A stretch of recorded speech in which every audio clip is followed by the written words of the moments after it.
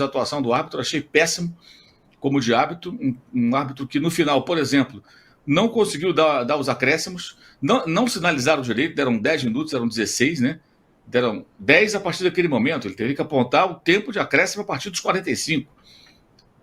Como sempre acontece nesses jogos aí de torcida única, e houve isso também em Palmeiras e São Paulo, você percebe o árbitro absolutamente acanhado diante do time local.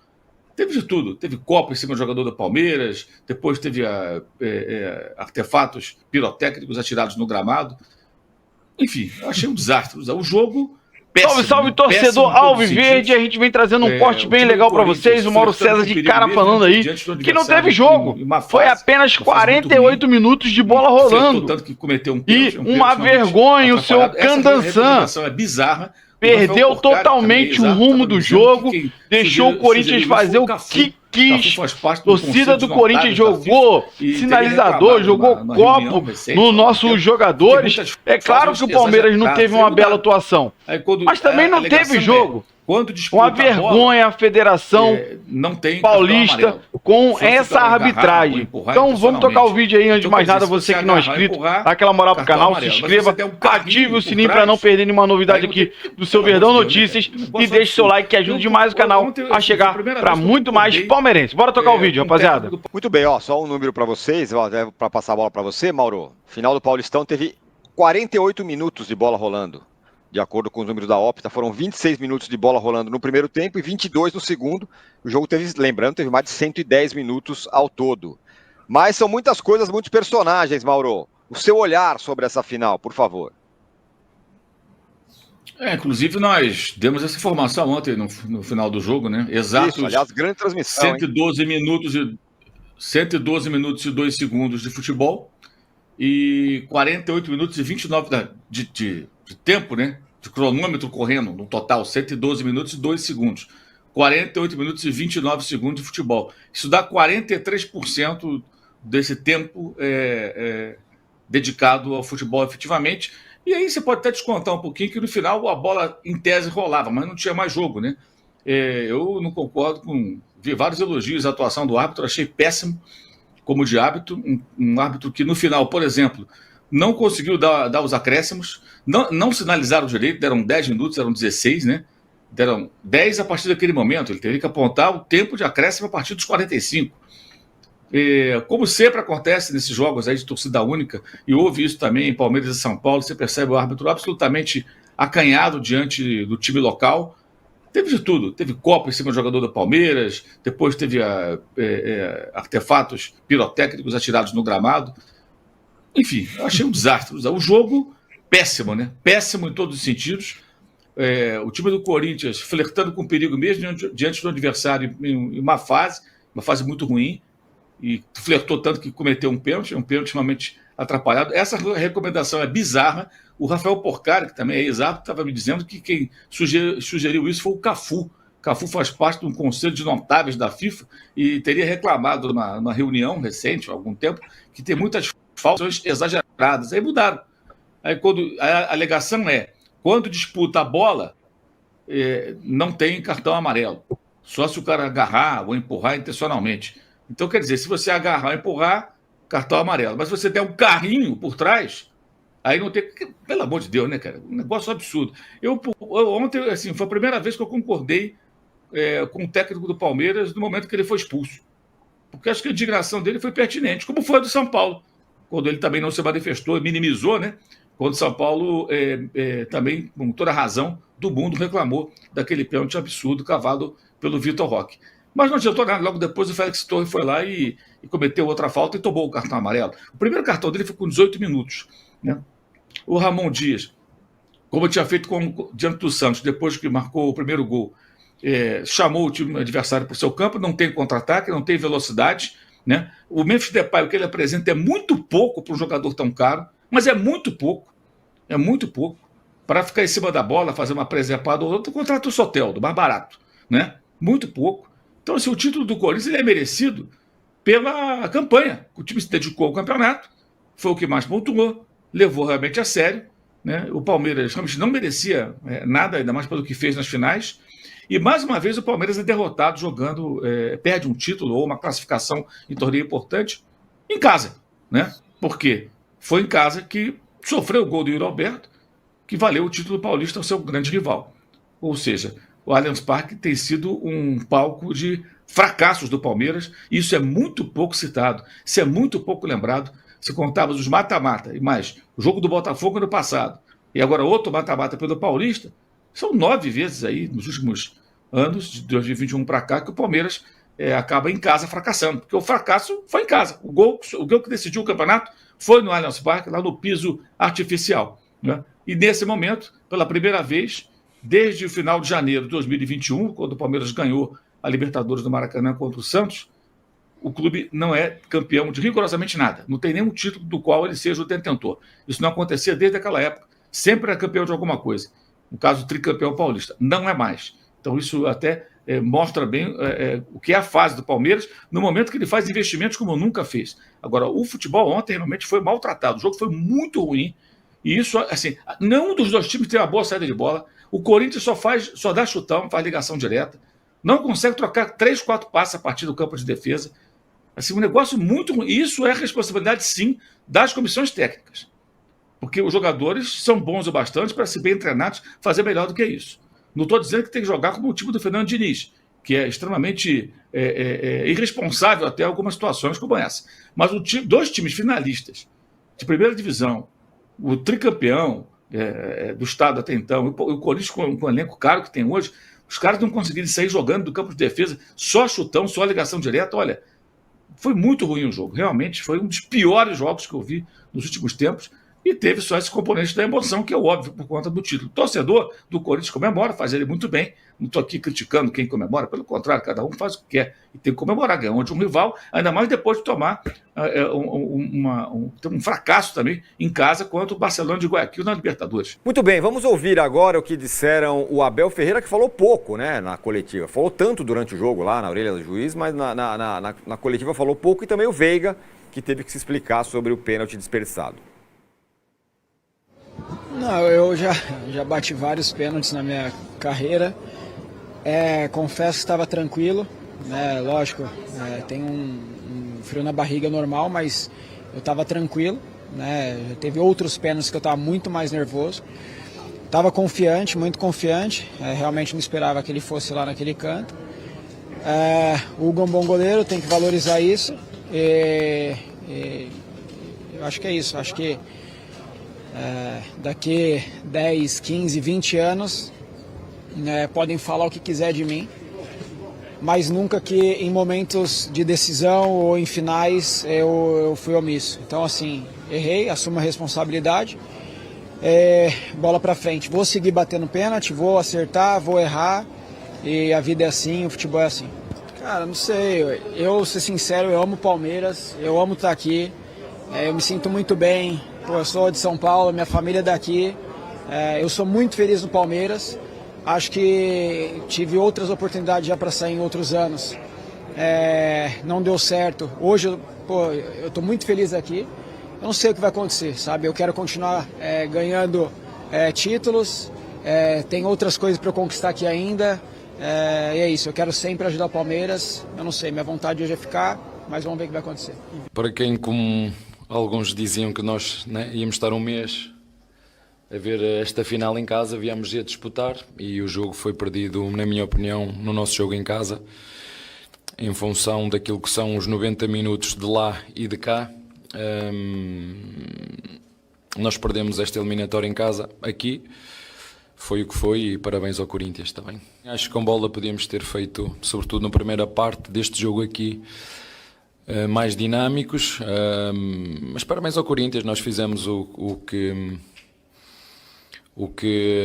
pensámos, sobretudo na segunda parte. Na primeira parte, como disse, achei que não fomos muito criativos, e dar os parabéns ao Corinthians, nada mais. Vamos continuar, perdemos uma final, mas para ir a perder é preciso cá estar, e cada um valoriza as coisas do jeito que quiser. Eu sei muito bem onde é que estou, o clube que estou, o país que estou.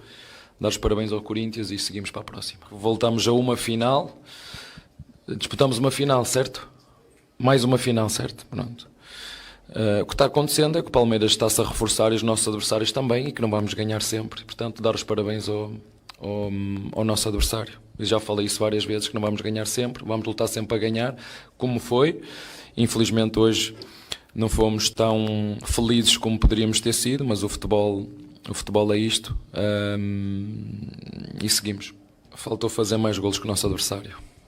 Muito bem, tá aí o Abel Ferreira, poucas palavras, e o Rafael Veiga, que perdeu o pênalti que poderia mudar a história da final. Massa, vou dar minha opinião neutra, mas eu quero ouvir a sua. Eu gostei do Rafael Veiga, deu a cara para bater, falou, é isso aqui, gosto daqui, errei e tal, tudo mais. Do Abel, nem tanto. Acho que ficou meio protocolar ali as palavras do Abel, meio se defendendo, eu cheguei em tantas finais e tal. Acho que ele tinha mais a explicar, não sei. Vamos lá. Assim, o Rafael Veiga é um jogador muito honrado e ele vai pagar o preço de ter perdido esse pênalti, né? Assim como ele pagou os louros de ter batido aquele pênalti contra o Chelsea, que acho que foi um momento mais difícil para ele, né? Ele fala sobre isso. Aquele pênalti, sim, ele estava bem preocupado com o que fazer. Isso nada tem a ver com ele, Rafael Veiga, ou com a fala do empresário dele. Ele falou, o Palmeiras já não quis, que ele tem mercado, não sei o quê. Isso não entra para mim na conta. Acho que no final ele não é o principal responsável. Acho que sobre o Veiga pesa muito mais do que o pênalti, a fase ruim dele, o fato dele não estar jogando bem já há algum tempo. E a respeito do momento do Palmeiras, é preciso compreender que quando o Palmeiras não é mais o campeão brasileiro, o Palmeiras não é mais o campeão paulista, o Palmeiras não é mais o campeão da Libertadores, o Palmeiras não é mais o campeão da Supercopa, da Recopa, do Zafa, escolhe aí o que você quiser, dos últimos 4 anos, né? Hoje o Palmeiras é um clube que tem pouco mais de 35% de aproveitamento em finais e mata-mata. Se você pegar o recorte de um ano, desde o jogo contra o Santos até agora. E se você não olhar para isso, você vai viver como está vivendo o técnico do Palmeiras, daquilo que ele coloca, porque chegar aqui é importante, porque nós chegamos aqui, de fato tem mérito, mas aquele Palmeiras, que o torcedor do Palmeiras tinha certeza que ia fazer o gol, que ia virar, aquele time não tomava gol, aquele time tinha uma bola parada que funcionava bem, o Palmeiras tinha uma jogada ensaiada que sempre tirava o coelho da cartola, aquele Palmeiras morreu. É preciso compreender isso. É preciso entender que aquele Palmeiras do Abel Ferreira morreu. Ele não existe mais. Este Palmeiras sendo construído de fevereiro do ano passado para cá, ele precisa ser reconstruído. E ele está em reconstrução. É fato, é verdade. Se vocês forem pegar ao longo deste ano as mudanças no elenco, é difícil para o palmeirense entender isso, mas é um fato. Isso pesa a favor da avaliação do trabalho do Abel. Ontem você tinha jogadores que estão aí, chegaram a 4, 5 jogos, estão fazendo jogos, né? O Facundo e o Martins chegaram um pouco mais cedo. O Mikael entrou depois da contusão do Gomes. Você tem ainda jogador para entrar, o Evangelista, o Paulinho. Espero que não seja o Palmeiras da temporada. Porque se for, vai ser um fiasco tremendo. Isso tem a ver com o planejamento do time, beleza. Agora, o comportamento do Abel Ferreira, ele é ridículo, ele é inadmissível, por 2 questões. É nessa hora, Abel, que a gente precisa, que o palmeirense precisa, que todos precisam de um líder. E o líder, nesse momento, mesmo com o ônibus pedindo para ir embora, mesmo atrasado depois da premiação, mesmo só tendo 5 pessoas para fazer perguntas para ele, ele respondeu as 5 perguntas. Nesse momento, o líder tem que vir a público e explicar exatamente o que foi pensado para a temporada, o que foi que eles pensaram para esse planejamento, para esses 2 jogos, e o diretor de futebol tinha que estar ao lado dele para dar uma explicação. O Palmeiras tinha que ter tratado esta derrota, não só de ir ao campo e receber a medalha, que eu acho isso bem legal, mas tratar esta derrota de forma a dar importância àquilo que o seu torcedor pensa. E isso tem a ver com o cerco fora do Allianz Parque, com a dissociação de uma gestão com o seu torcedor, né? Dane-se, dando renda, pagando, está tudo certo, né? E isso é um caminho sem volta. É preciso Ele tentou, né? O Abel tentou puxar de volta, conseguiu de certa forma, mas ainda me sinto muita falta de uma postura de um líder nessa hora. Porque ele tinha que vir a público e dizer, olha, nós fizemos esse trabalho, nós rodamos o elenco durante o estadual, chegamos à final, não conseguimos ganhar, dá mérito ao Corinthians, está tudo bem, mérito ao Corinthians, beleza, mas ele tem que explicar. As explicações são muito esgarçadas e são muito baseadas no que ele já conquistou. E na vida, meu irmão, é assim que funciona. Você sabe disso. Como você bem disse, você sabe no país que está no clube onde está. Então, o Palmeiras não é mais campeão de nada. Nos últimos 12 meses, o Palmeiras não ganha de ninguém.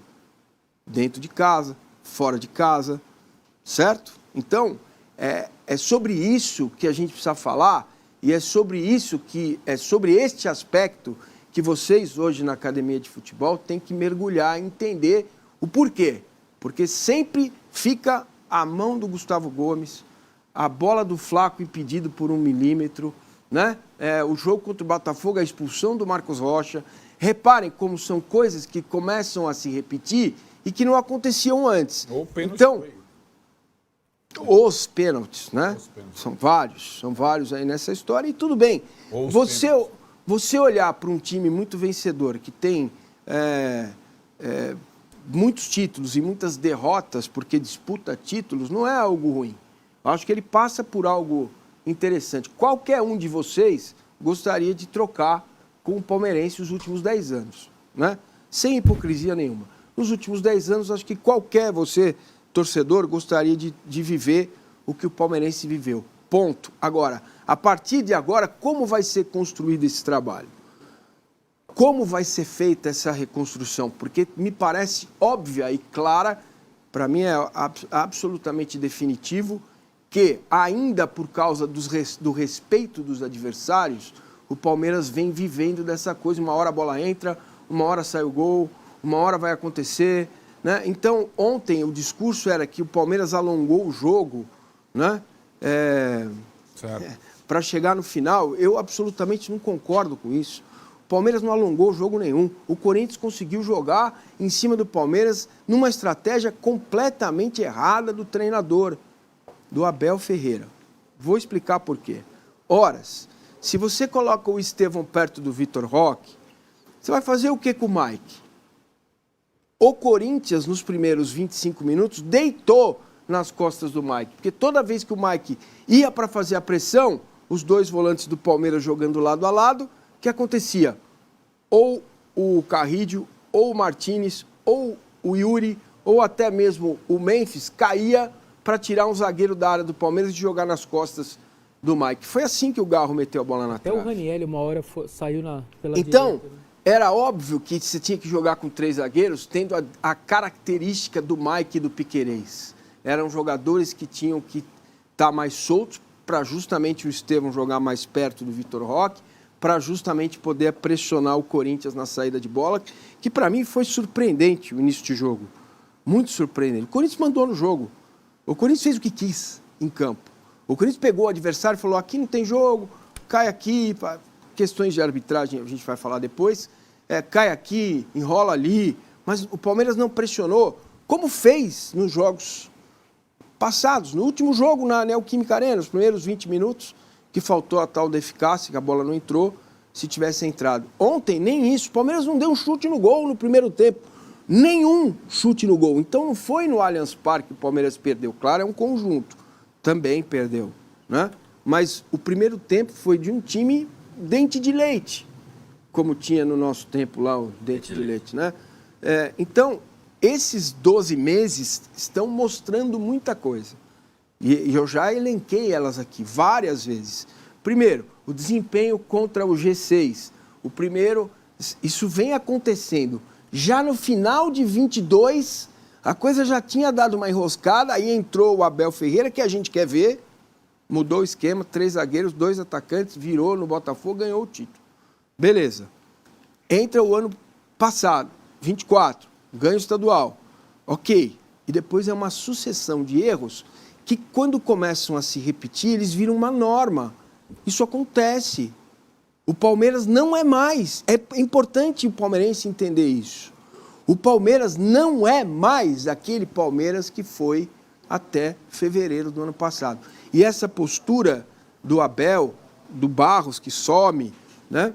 Ela é condizente com essa questão. A sensação que a gente tem é que ele, treinador, se coloca acima do bem e do mal. Bom, rapaziada, esse foi o corte que eu trouxe pra vocês. Primeiro, o Mauro César aí escrachando sim, o seu Candançan, tá? Que algumas pessoas elogiaram ainda a arbitragem dele. Gente, todo mundo viu o jogo. Que era pra acontecer, só teve um tempo de jogo. Um tempo de jogo. 48 minutos apenas. E ele deixou o Corinthians fazer o que quis. Ah, é jogo torcida única. É na casa do Corinthians. Mas aí, por causa disso, ele pode fazer o que quiser? Irmão, não tem cabimento. Palmeiras, sim, não teve um bom jogo. Não vem jogando um grande futebol. Como o Massa falou aí. Então, praticamente há um ano aí, e o Palmeiras não desenvolve um bom futebol. Não desenvolve um bom futebol. A gente, em 2024, poucas atuações assim que foram legais. Foram bons, um bom futebol. Mas a verdade é que o Palmeiras também foi muito prejudicado nessa final. Ó, jogaram copo, jogaram bomba, jogaram tudo em campo. Ele não parou o cronômetro, não mostrou quanto ia dar direito. Já estava com 96 e pouco. Aí ele foi e deu 10 minutos. Era para ser 16. E aí depois, cara, meu irmão, parou de novo, teve a confusão, não botou mais tempo. Cagou na cabeça do Palmeiras. Seu Candançan, um absurdo o que ele fez com o jogo ontem. Ele deixou o Corinthians fazer o que quis com o jogo. Sinceramente, um absurdo total para mim. A gente sabe que o Palmeiras não teve um grande jogo, mas o Corinthians também não. Pouquíssima qualidade foi mostrada no jogo. Pouquíssimo. Dos dois lados. Dos dois lados. Mas o que o Candançan fez, cara, pra mim, cara, é um absurdo. Então eu quero saber de você que acompanhou o jogo, que acompanhou o vídeo aqui, né? O que você acha? Deixa a sua opinião aí. Você concorda, discorda? Então participa com a gente. Você que não é inscrito, dá aquela força, vai lá, se inscreva, ative o sininho para você não perder nenhuma novidade aqui do seu Verdão Notícias e deixe o seu like que ajuda demais o canal a chegar para muito mais palmeirenses. Valeu, rapaziada. Um grande abraço.